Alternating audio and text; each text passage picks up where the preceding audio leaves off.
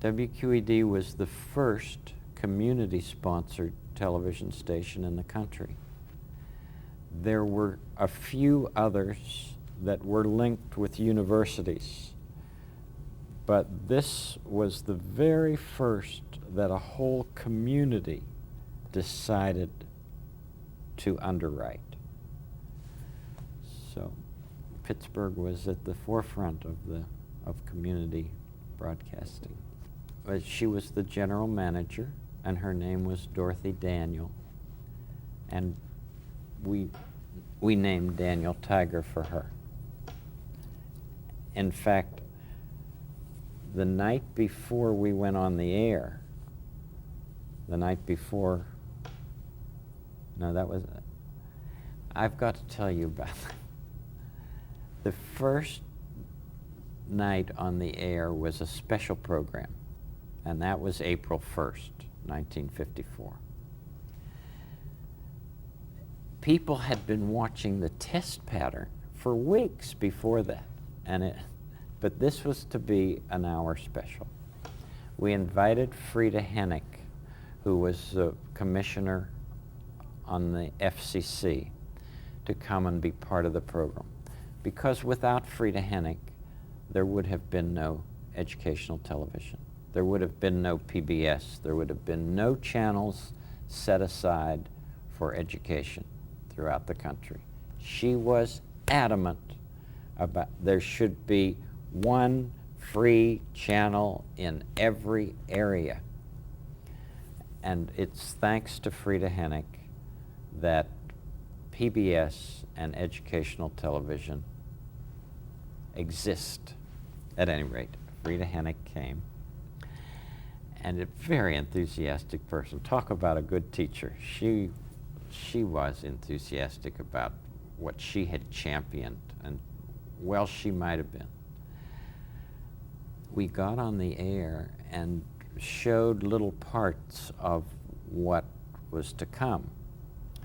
And Josie and I showed a part of the Children's Corner, and somebody else showed a part of, I think that we had a music program from Carnegie Tech, but lots of different excerpts. In other words, this is what you're going to see next week. Well, near the end of the program, Mrs. Daniels said, and now we have Frida Hennick, a commissioner from the FCC, here to help us tonight. Frida Hennick came on, started to talk about the vision of educational television, her passion. She went on and on and on, and finally, after she had talked, I think 40 minutes, Mrs. Daniel came in, with the proverbial hook and said, "It's just been wonderful having you here, Frida Hennick, and we thank you for all your help." But you see, here's somebody who really cared just enormously about what educational television could mean in this country.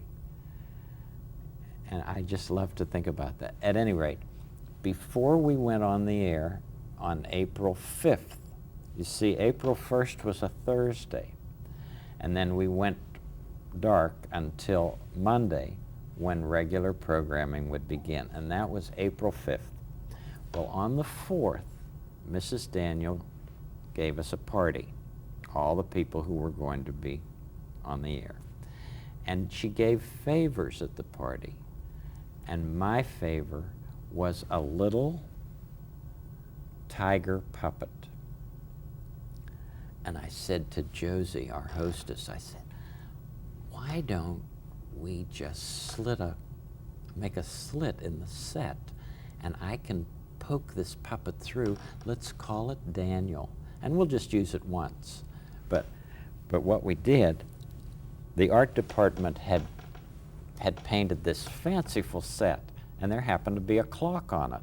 So I just put the little slit in the clock and poked Daniel and said, "Hello, Josie, it's 5:03, and Columbus discovered America in 1492, and went like that and pulled him away. Well, the people liked him so much, and she, of course, referred to him as Daniel, and that's how the puppetry began. We never expected to use puppets in the program. When I was a kid, I played with puppets, sure. And I had others in our attic. I mean, by then our boys were, no, our boys hadn't been born yet. Our boys were born in 59 and 61. So I must have had them from my childhood, but I would go home and the puppets became popular. But there's a story behind every one of them. But Daniel was the first, and it was because of Dorothy Daniel that we called him Daniel Striped Tiger.